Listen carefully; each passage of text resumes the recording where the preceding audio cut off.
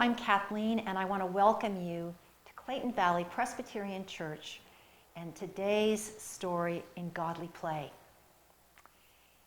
Godly Play is a program of spiritual formation for children ages 3 and up, and for anyone who's young at heart. We typically come to this room, this sacred space from the sanctuary where we've spent a little time with Pastor Barbara first. We gather at the threshold to come into the room and make sure that we're ready before we do so. A teacher greets each person at the door. One by one, we are called by name to the circle. And no matter what teacher's telling a story, we always start the same way. The Lord be with you. One of the first things we do when we gather at the circle is to ask for someone who's with us, I guess that leaves me today, to go over to the circle of the church year and show us where we are in our calendar, a calendar that doesn't look very much like the other kinds of calendars we have at home or at work. The circle of the church year is a place where every beginning is an ending, but every ending is a beginning. We see the colors that mark the seasons of the church year. And we're in the green and growing Sundays of ordinary time. So we'll move ahead one Sunday and see that we don't have too many left before we change to another season. We come back to the circle and get ready to have a story.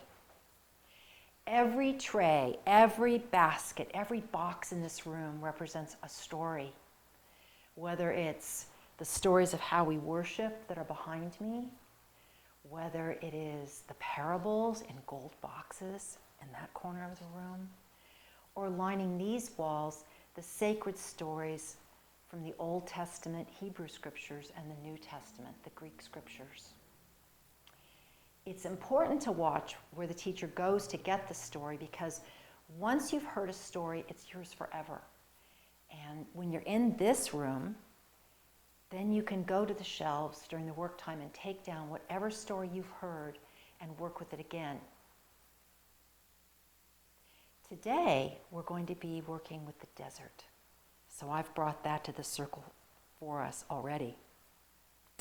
And then I'm going to go over to the stories from the Hebrew scriptures, the Old Testament.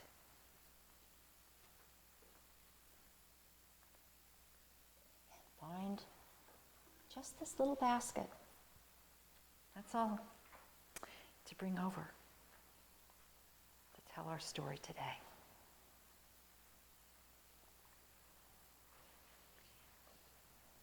When we're ready for the story, we make our bodies still, and our hands still, and our mouths still, so that we're able to come close to what's in the story for us today, even if we've heard the story before, because we're different today than we were the last time we heard it.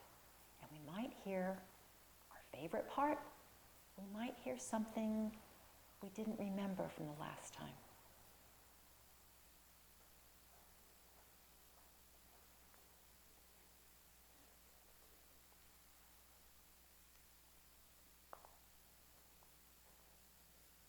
This is the desert. So many important things happened in the desert to the people of God that we have to have a piece of the desert in our room. Of course, this isn't the whole desert, it's just a little bit, but we need it. The desert is a dangerous place for people. It doesn't rain much at all, and so hardly anything grows. It's hard to find anything to eat or water to drink. The sun burns hot during the day, so people have to wear protective clothing. But then when the sun goes down, it can get suddenly very, very cold. There's nothing to stop the winds that blow in the desert. And when they blow, it can change the shape. Things can look very different from one day to the next, and it's easy to get lost. People don't go into the desert unless they have to.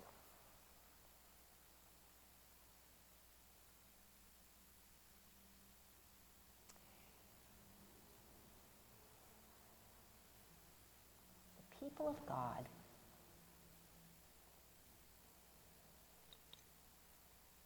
were living in a place where the rains didn't come.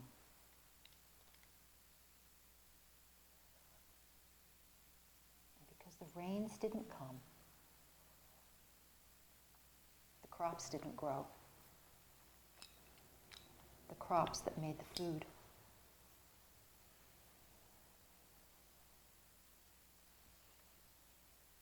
There was no grain to grind to make bread. Everyone was hungry. The children cried in their sleep.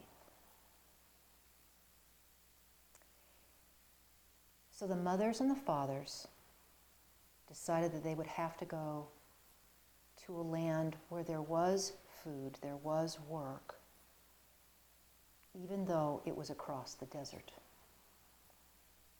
And so everyone packed up what they could carry. Maybe like some of you might use a backpack or a day pack. And they went out into the desert to go to the new land where they could find food to eat. It was hard crossing the desert, but they kept going.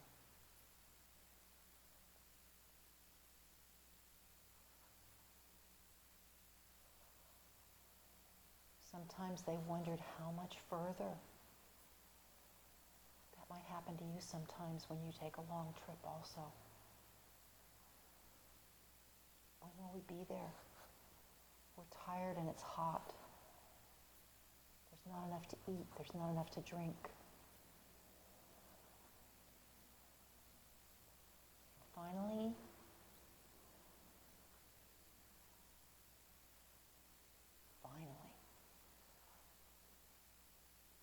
they got to the new land, a land called Egypt.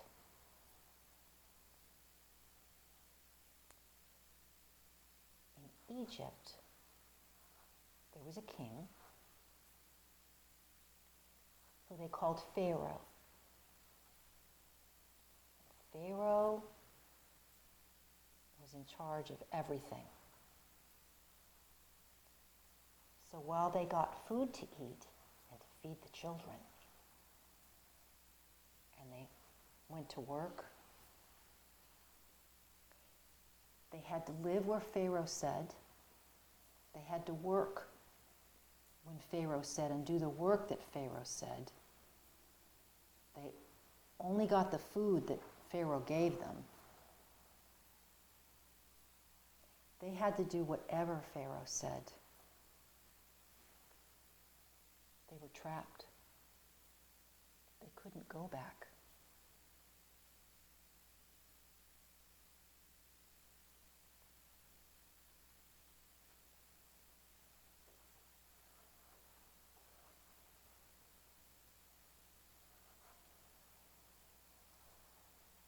They stayed in the land of Egypt, and they were slaves.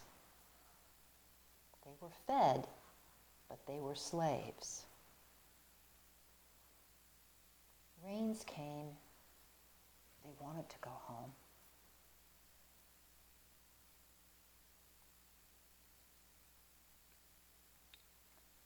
From among their number, one person came out. His name was Moses. Moses went to Pharaoh and said, "Let my people go." But Pharaoh said, "No."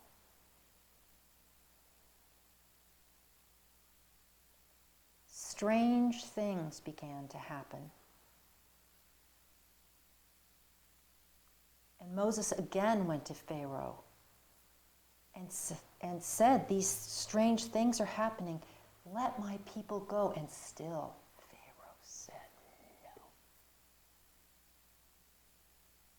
Moses asked several times. And then something terrible happened. The oldest son in every family died, even in Pharaoh's house. But the oldest son in the families of the people did not die,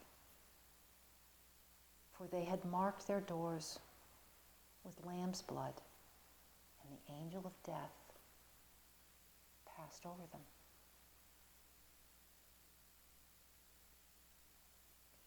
Once again, Moses went to Pharaoh and said, let my people go. And Pharaoh said, yes.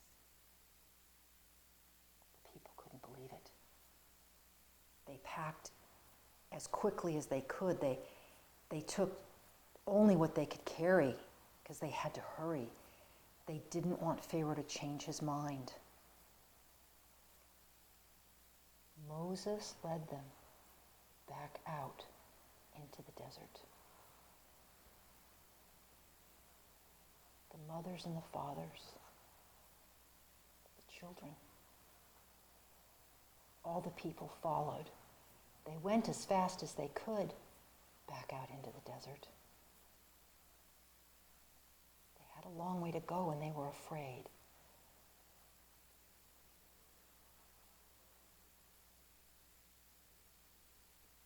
As they approached the water,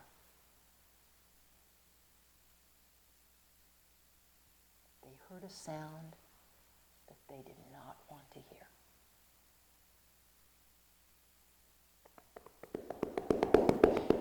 It was the hooves of Pharaoh's horses and the roar of the wheels of the chariots, for the army was coming after them. As they had feared, Pharaoh changed his mind. The sounds got closer and closer. They were terrified. They were pushed up against the water and they did not know what to do. Where would they go? What would happen? What would they do now? They could see the dust coming their way. The chariots came closer and closer.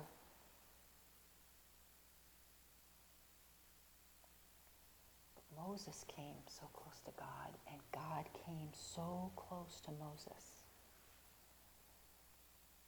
that he knew how to lead them.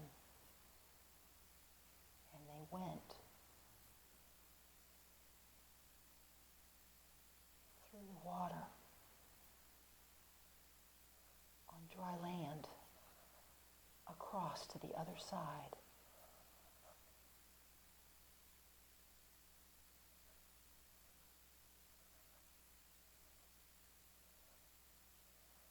Perhaps they were very frightened as they went through this strange way that the water had pulled away.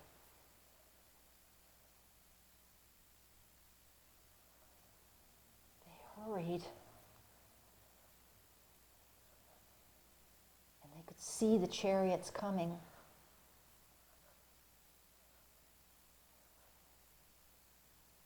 when the last of them were through,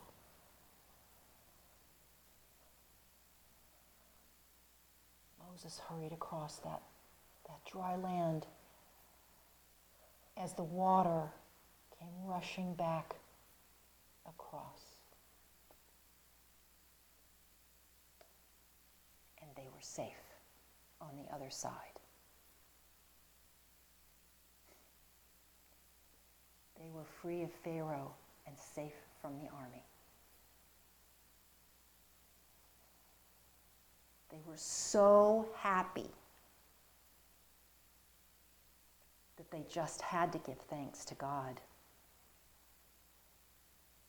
They were hungry, and they took out the bread that they brought with them. You eat this bread, the matzah. They did not have time to mix the bread and let it rise and then bake it, so it would be big and puffy like we have for sandwiches. No, they just mixed the grain and the liquid and put it on hot stones quickly while they gathered their things. We like to have the matzah because we can taste this story. We taste the desert.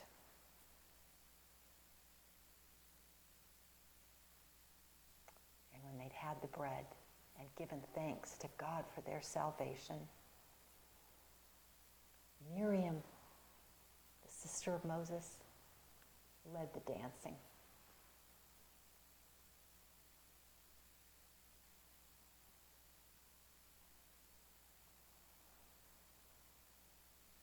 I wonder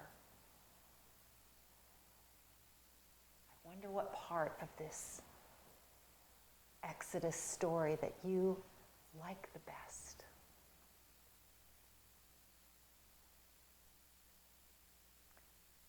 I wonder if there's a part of this story that you think is really important, or if there's a part of the story that you weren't sure was important the first time you heard it, but now it is.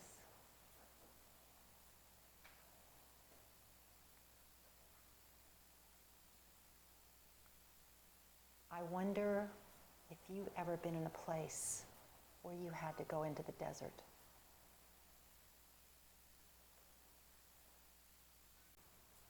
I wonder where you might be in this whole big story.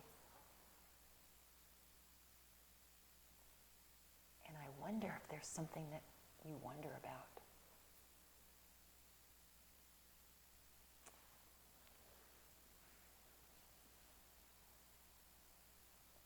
After the story, we have a time to work.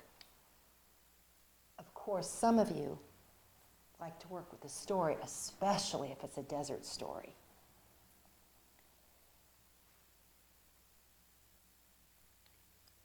And that's one of the ways we make a story our own. So I hope that you'll be able to read about this story, or perhaps get your own art materials like we have in this room, and perhaps work with a story, or perhaps you have a journal. Some people like to write. Because that's one of the ways the story becomes ours forever.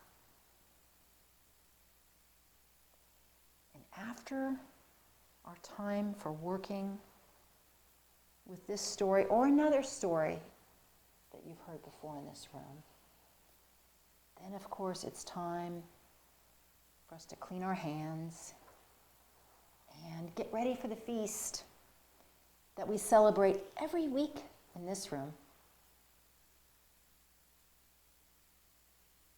We serve one another with a napkin and some matzah and some water. It's a time for us to come together to pray. So I hope that you will make time today to pray. Whether your prayer is out loud, or just quietly to yourself, or maybe your prayer doesn't even have words. God will hear. We like to use the holding cross and pass it to each person at the circle, while each of us waits for the other to have a time of their own, for their own prayer, and then come together again and say together the prayer that Jesus taught us. Our Father, who's in heaven, holy is your name. And then it's time for the feast. And now we have the matzah, And we remember that bread that they took into the desert with them. But we have this bread in remembrance of another meal, the one that Jesus had in the upper room with his friends. And after they ate, he took the bread and he blessed it and broke it. And he asked them to eat and to remember him. So confusing at the time. There he was. Remember you. You're right here. Later on they understood, and we remember now. And then he took the cup and he blessed that. And he asked them to share it and drink all of it, for it was his promise that when we gather in his name, he would be with us, always. We like to have water rather than juice or wine in this room. We have water, the water of creation, the water that's all water, the waters of freedom. We remember how important water is when we have it at our feast. So whatever you have in your cup, whatever kind of bread you have, know that we are sharing that together, whether it's in the sanctuary, whether it's here in Godly Play, and all around the world, that we are together and remembering. So until we are together,